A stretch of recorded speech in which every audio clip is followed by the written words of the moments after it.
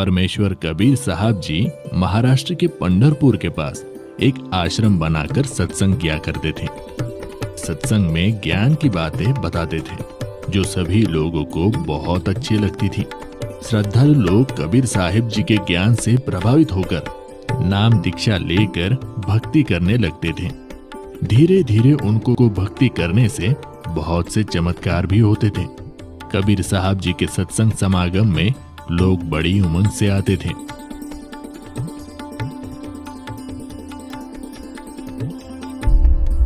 उन्हीं भक्तों में से एक भक्त का नाम रंका था। रंका भगत जी एक सच्चे सेवक थे। उनकी पत्नी बंका तथा बेटी अवंका भी भक्ति किया करती थी। उनका परिवार बहुत निर्धन था। दोनों पति पत्नी जंगल से सूखी लकड़ियां तोड़कर लाते थे और उनको शहर में बेचकर अपना घर चलाते थे। उस काम में वो बहुत ही मेहनत किया करते थे।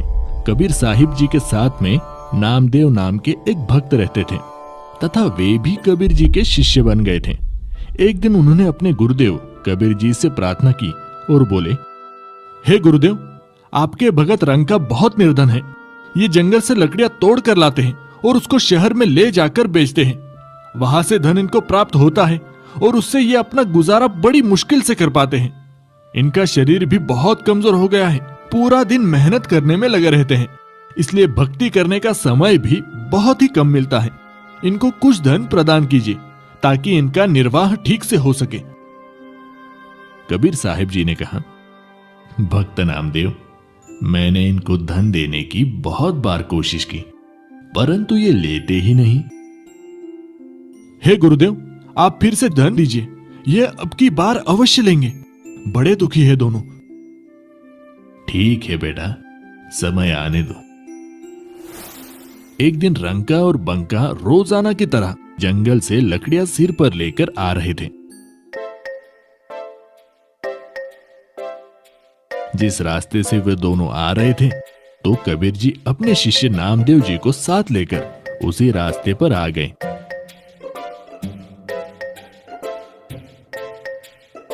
उन्होंने रास्ते के बीच में कुछ सोने चांदी के आभूषण तथा कुछ अशरफियां डाल दी और स्वयं दोनों किसी झाड़ी के पास जाकर छुप गए और उनके आने का इंतजार करने लगे।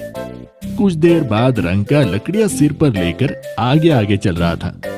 उनकी पत्नी बंका भी पीछे पीछे लकड़ियां लेकर आ रही थी। अचानक रंका की नजर नीचे पड़ी।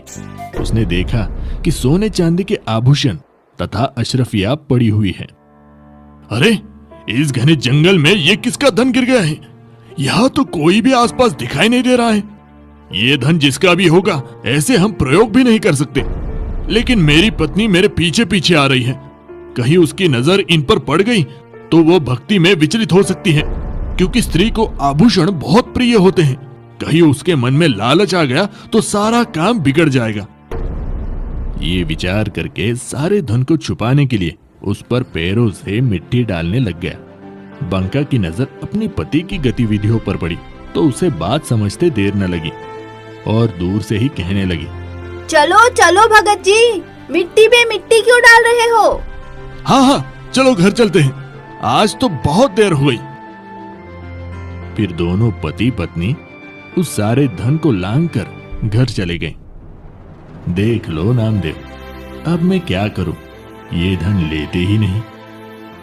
नामदेव जी को भी एहसास हो गया कि उनके लिए ये धन तो मिट्टी के समान है।